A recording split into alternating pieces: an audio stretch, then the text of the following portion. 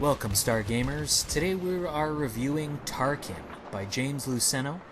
We give it a Starship Explosion Index of 5 out of 5 Exploding Starships. Tarkin is everything I'm looking for in a Star Wars novel. Wilhuff Tarkin is a deep and storied character who is Sith in philosophy and cunning, if not in forceability. Reading Tarkin explains the respect Darth Vader had for the Grand Moff in Episode 4. Lord Vader is in it quite a bit, in fact. He's a major character of the book. His appearances are exactly as I imagined they would be. Vader is menacing, cruel, and relentless.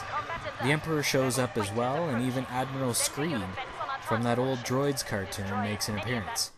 It's neat to see some of the old characters since this book is new canon.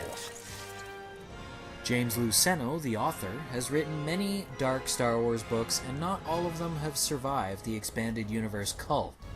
In particular, Luceno wrote the book about Darth Plagueis, which since has been dropped.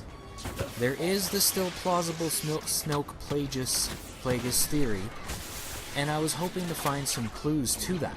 Unfortunately, there weren't any. I read this book in audiobook format. They are far superior to paper. Not only does it free up your hands for driving or what have you, but the music, sound effects, and voice acting make it far more pleasurable to consume than simple printed words. In fact, the best way for you to know that you'll enjoy this book is to listen to a sample that I've selected. It's the first time Vader makes an appearance in the book. Tarkin is on his way to see the Emperor after being summoned. This scene takes place in the antechamber to the Emperor's throne room, which is used as a kind of court. That same room has actually been in the Clone Wars cartoon. This is the point where I went from enjoying the book to loving it. It's the Empire exactly as you imagined it. Before we listen to this clip, I'd like to ask all the Stargamers to lock in coordinates to stargamer.space, leave a comment there, kindly subscribe to our YouTube channel, and follow us on Twitter, on Facebook. We're everywhere. You can find us from stargamer.space, so spin up those hyperdrives and enjoy the clip. 20 levels down, in a courtroom not unlike the one in which Tarkin had tried to make a case against Jedi apprentice Ahsoka Tano for murder and sedition during the Clone Wars, stood the Emperor's second, Darth Vader, gesticulating with his gauntleted right hand as he harangued a score of non-humans gathered in an area reserved for the accused. Was this where the Jedi Order held court? Tarkin asked Amida.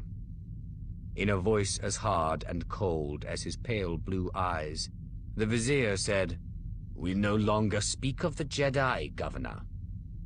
Tarkin took the remark in stride, turning his attention instead to Vader and his apparently captive audience.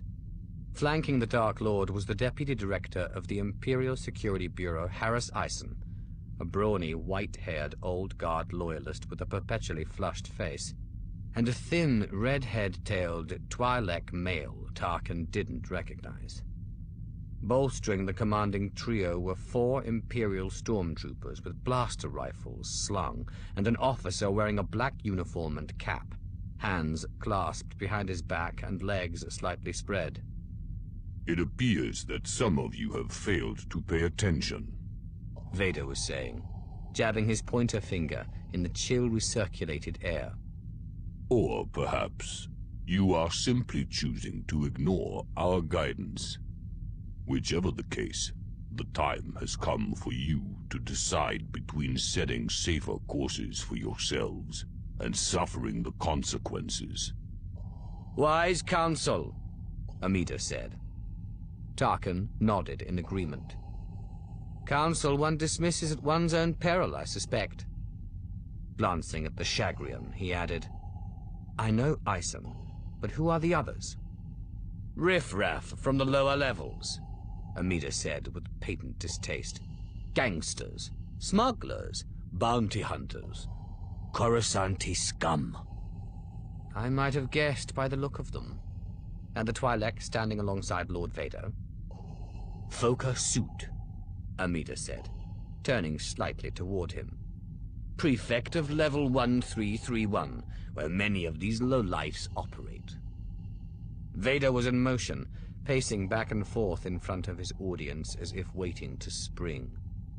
The liberties you enjoyed and abused during the days of the Republic and the Clone Wars are a thing of the past, he was saying.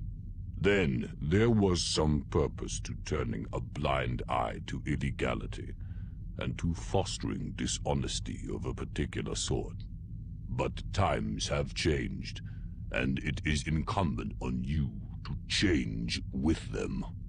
Vader fell silent, and the sound of his sonorous breathing filled the room. Tarkin watched him closely. The Tarkin heritage will grant you access to many influential people and to many social circles, his father had told him. In addition, your mother and I will do all within our power to help bring your desires within reach. But nothing less than the strength of your ambition will bring you together with those who will partner in your ascension and ultimately reward you with power.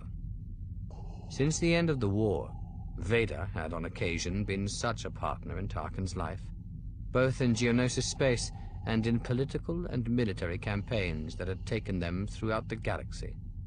Tarkin had long nursed suspicions about who Vader was beneath the black face mask and helmet, as well as how he had come to be, but he knew better than to give open voice to his thoughts. Lest any of your current activities infringe on the Emperor's designs, Vader continued, you may wish to consider relocating your operations to sectors in the Outer Rim, or you may opt to remain on Coruscant and risk lengthy sentences in an Imperial prison. He paused to let his words sink in. Then, with his gloved hands akimbo and his black floor-length cape thrown behind his shoulders, he added, or worse. He began to pace again.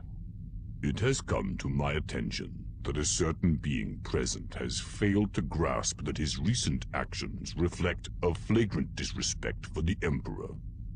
His brazen behavior suggests that he actually takes some pride in his actions. But his duplicity has not gone unnoticed. We are pleased to be able to make an example of him, so that the rest of you might profit at his expense. Vader came to an abrupt stop, scanning his audience and certainly sending shivers of fear through everyone, Toydarian, Dug, and Davaronian alike. As his raised right hand curled slowly into a fist, many of them began nervously tugging at the collars of their tunics and cloaks. But it was the Twi'lek prefect, standing not a meter from the Dark Lord, who unexpectedly gasped and brought his hands to his chest, as if he had just taken a spear to the heart. Foka Suit's Leku shot straight out from the sides of his head as if he were being electrocuted, and he collapsed to his knees in obvious agony, his breath caught in his throat and blood vessels in his head tails beginning to rupture. His eyes glazed over, and his red skin began to pale. Then his arms flew back from his chest as if in an act of desperate supplication, and he tipped backward, the left side of his head slamming hard against the blood-slicked floor. For a long moment, Vader's breathing was the only sound intruding on the silence. Without bothering to gaze on his handiwork, the Dark Lord finally said, Perhaps this is a good place to conclude our assembly, unless any of you have questions. The stormtrooper commander made a quick motion with his hand, and two of the white-armored soldiers moved in. Taking hold of the prefect by his slack arms and legs, they began to carry him from the room, tracking blood across the floor and passing close to Tarkin and Amida. The Vizier's blue face was contorted in angry astonishment. Tarkin hid a smile. It pleased him to see Amida caught off guard. "Lord Vader," the Vizier said, as the Emperor's deputy approached, "we've refrained from requesting that you grant stays of execution to those in your sights, but is there no one you are willing to pardon?" I will give the matter some thought, Vader told him. Amida adopted a narrow-eyed expression of exasperation and withdrew, leaving Tarkin and Vader facing each other.